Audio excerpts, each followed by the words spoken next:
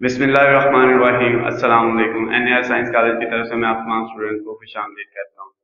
Dear student, last time हमने chapter 7 probability उसकी exercise 7.1 का क्वेश्चन नंबर 4 किया था। आज हम क्वेश्चन नंबर 5 से स्टार्ट करते हैं। क्वेश्चन नंबर 5 में हमें कह रहा है show that in a single throw with 2 dice the chance of throwing the sum of greater than 7 is equal to the throwing the sum less than 7। Student question ये है, कहता है कि आपने क्या करना है, आपने 2 डाइस को थ्रो करना है। कितनी डाइस को? 2 डाइस को थ्रो करना है। तो 2 डाइस को थ्रो करते हैं तो हमारे पास सैंपल स्पेस जो बनती है वो क्या बनती है? वो हमने बनाई थी 1 1 1 2 1 3 1 4 1 5 1 6 फिर 2 1 2 2 2 3 2 4 2 5 2 6 उसके बाद 2 3 1 3 2 3 3 3 4 3 5 3 6 4 1 4 2 4 3 4 4 4 5 4 6 फिर 5 1 5 2 5 3 5 4 5 5 और 5 6 6 1 6 2 6 3 6 4 6 5 6 and 6। ये हमारे पास जब हम 2 डाइस को थ्रो करते हैं तो हमारे पास 2 जो लूडो के दाने होते हैं उनकी टोटल सैंपल स्पेस हमारे पास ये आती है। ये लास्ट लेक्चर में मैंने आपको डिटेल में बताया था कि ये किस तरह से आती है। सैंपल स्पेस लिख ली। अब उसने जो क्वेश्चन नंबर 5 में कहा, उसने कहा आपने प्रोबेबिलिटी फाइंड करनी है। उसमें जो है आपको दिया ये हुआ है कि ग्रेटर देन 7 ये क्या होना चाहिए? Is equal to less than 7। आपने ग्रेटर देन 7 की प्रोबेबिलिटी फाइंड करनी है और लेस देन 7 की प्रोबेबिलिटी फाइंड करनी है, और दोनों का आंसर क्या होना चाहिए? इक्वल होना चाहिए। अब पहले हम ग्रेटर देन 7 वाले की निकालते हैं। तो ग्रेटर देन 7 वाले में हमारे पास क्या आएगा? आपने दोनों को ऐड करना है और इक्वल क्या आना चाहिए? ग्रेटर देन 7 आना चाहिए। ये 1 और 1 को ऐड करेंगे तो हमारे पास 2 आता है, ग्रेटर देन 7 नहीं है। इस पहली वैल्यू में जो पहली लाइन है इसमें ऐसी कोई 2 वैल्यूज नहीं है, कोई 2 ऐसे पेयर नहीं है जिनको हम ऐड करें तो वो ग्रेटर देन 7 आए। ये भी आपके पास 7 आता है। उसके बाद इनको अगर हम देखें तो इसमें आपके पास 2 और 6 ऐसी वैल्यू है जिनको ऐड करें वो ग्रेटर देन 7 आता है। तो हमारे पास एक 2 6 है। थर्ड वाली लाइन में जो हमारे पास वैल्यू है वो हमारे पास 3 और 5 है, ग्रेटर देन 7 3 और 6 है। उसके बाद नीचे अगर हम 4 वाली लाइन में जाएं तो उसमें हमारे पास 4 और 4 है, 4 और 5 है, 4 और 6 है। उससे नीचे अगर हम 5 वाली लाइन में जाएं तो हमारे पास जो ग्रेटर देन 7 वाली वैल्यूज हैं वो 5 3 से स्टार्ट होती हैं। 5 3 5 4 5 6 5 और 5 6। उसके बाद 6 वाली वैल्यू में अगर हम जाते हैं तो इसमें 6 और 1 7 आता है, ग्रेटर देन 7 नहीं है। लेकिन इसके आगे जितनी नेक्स्ट हैं सारी की सारी ग्रेटर देन 7 है। 6 2 6 3 6 4 6 5 एंड 6 और 6। ये हमारे पास सारी ग्रेटर देन जो है वो 7 है। अब हमारे पास जो n a की वैल्यू आएगी वो कितनी आएगी? ये 1 2 3 4 5 6 7 8 9 10 11 12 13 14 एंड 15 है। और टोटल हमारे पास कितनी वैल्यूज हैं? टोटल हमारे पास ये 36 हैं। तो हम जो एन एस की वैल्यू है उसको क्या लिख देंगे? 36।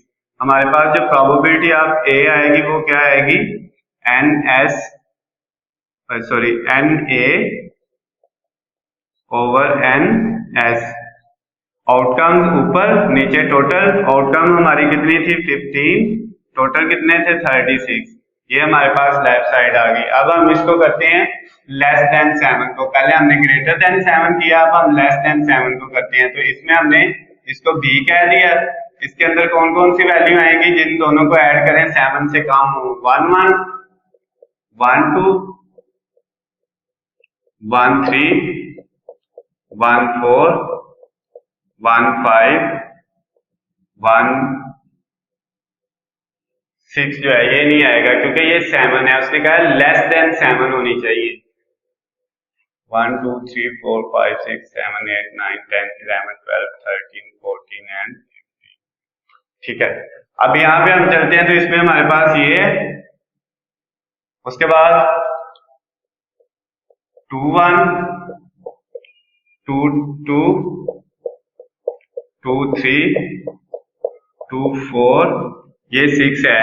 इसके बाद अगर हम करेंगे जो है 2 5 तो वो 7 आएगा। 7 से लेस होनी चाहिए, 7 वाली वैल्यू नहीं इंक्लूड होनी। फिर 3 1 आ जाएगा, 3 2 आ जाएगा, 3 3 आ जाएगा। उसके बाद 4 1 आएगा, 4 2 आएगा, उसके बाद 5 1 आएगा और उसके बाद कोई वैल्यू नहीं आएगी। अब इनको हम काउंट कर लेते हैं 1 2 3 4 5 6 7 8 9 10 11 12 13 14 एंड 15। तो जो एन बी की वैल्यू आई है वो भी कितनी आई है? 15। एन एस हमारे पास टोटल स्पेस कितनी थी? 36। तो प्रोबेबिलिटी ऑफ बी, क्योंकि अब हमने इवेंट को नाम दिया बी का लेस देन 7 को, तो अब आएगा ऊपर N B outcome. Total outcome हमारी कितनी थी? 15। टोटल वैल्यू कितनी थी? 36।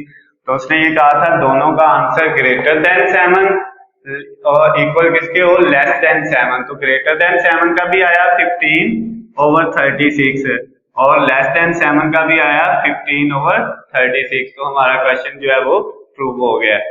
उसके बाद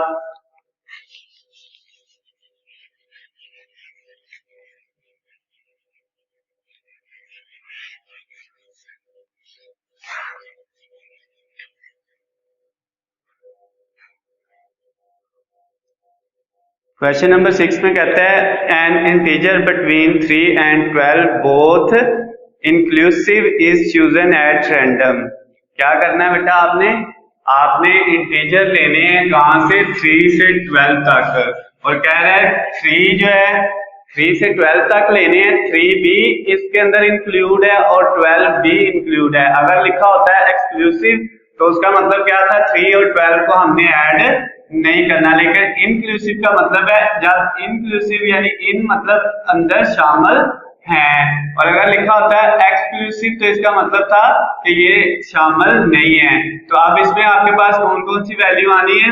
वो कहता है आपकी जो सैंपल स्पेस है उसमें आपके पास 3 आने, 4 5 6 7 8 9 10 11 12। 3 से 12 तक, लेकिन 3 और 12 बोथ आर इंक्लूसिव, दोनों शामिल हैं। उसके बाद अब आपने प्रोबेबिलिटी फाइंड करनी है। इसका जो फर्स्ट पार्ट है उसमें कहता है एन इवन नंबर। 6 का जो फर्स्ट वाला पार्ट है उसमें क्या कहता है? Even number. जो आपने नंबर लेना है वो कौन सा हो? इवन नंबर हो। तो अब आपके पास इसको हमने ए का इवन नंबर के लिए हम ये देखेंगे इनमें से कौन कौन से इवन नंबर हैं। इवन जो 2 पे डिवाइड होते हैं 4 है, 6 है, 8 है, 10 है और 12 है। 4 6 8 10 एंड 12। 1 2 3 4 5। एन ए की वैल्यू कितनी आ गई? 5। एन एस कितना है बच्चे? और टोटल वैल्यूज कितनी है? 1 2 3 4 5 6 7 8 9 एंड 10।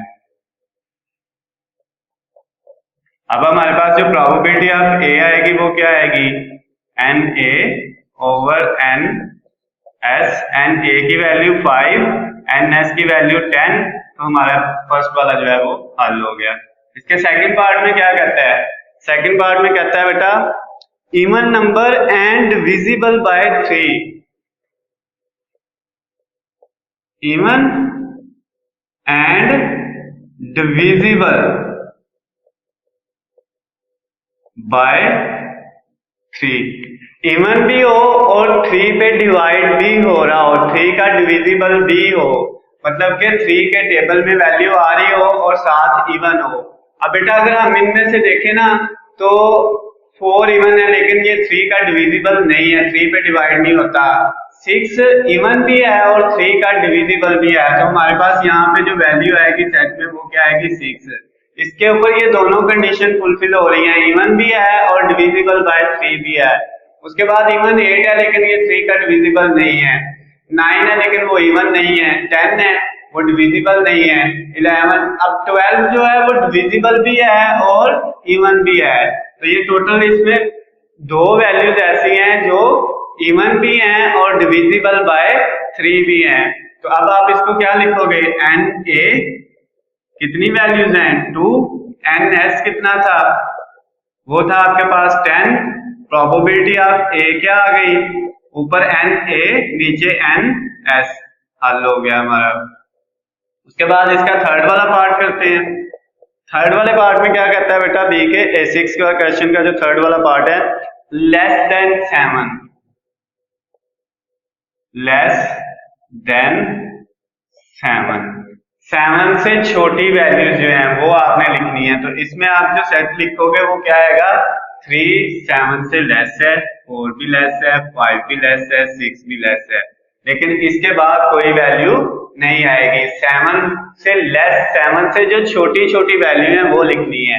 तो एन ए की वैल्यू क्या आ गई बेटा हमारे पास 1 2 3 4, एन एस कितना है हमारे पास 10 था टोटल वैल्यूज, प्रोबेबिलिटी ऑफ ए क्या आई हमारे पास 4/10।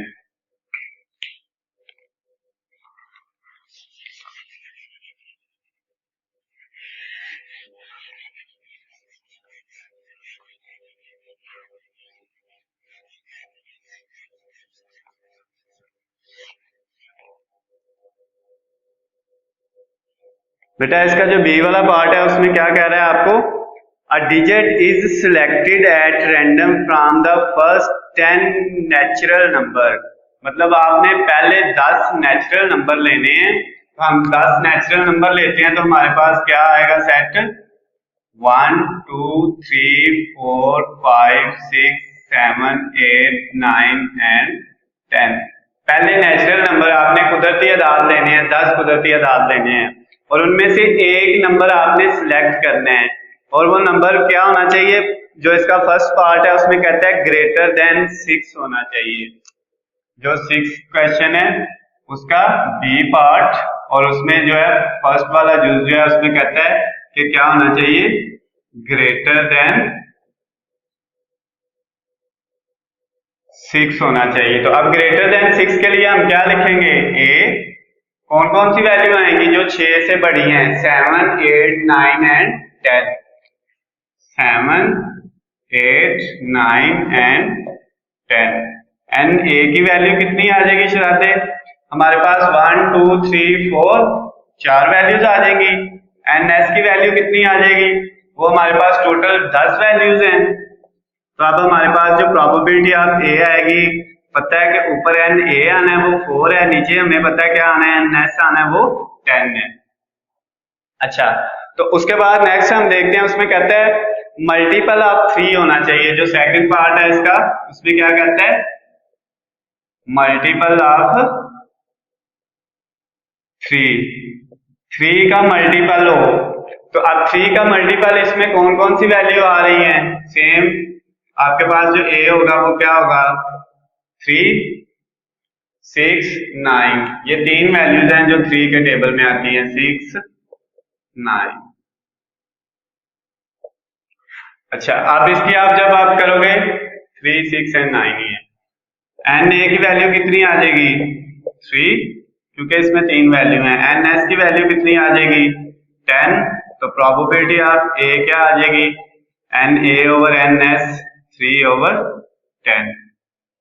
उसके बाद इसका थर्ड वाला पार्ट जो है उसमें क्या पूछ रहा है हमसे, उसमें कहता है एन इवन नंबर क्या हो, जो नंबर लेना है वो कौन सा नंबर हो, इवन नंबर हो। तो अब इवन नंबर हमारे पास कौन कौन से हैं, इन पहले 10 नेचुरल नंबर में से 2 है, 4 है, 6 है, 8 है और 10 है। तो ये कितने हैं 5 हैं। तो एन ए की वैल्यू कितनी आ गई 5, एन एस की वैल्यू कितनी आ गई, हमारे पास टोटल ये जो थे 10 थे। तो प्रोबेबिलिटी ऑफ ए हमारे पास क्या आई, आपने पूरा फार्मूला लिखना होता है N A over N S. अब एन ए की वैल्यू 5 और एन एस की वैल्यू 10। क्वेश्चन नंबर 6 कंप्लीट हो गया है।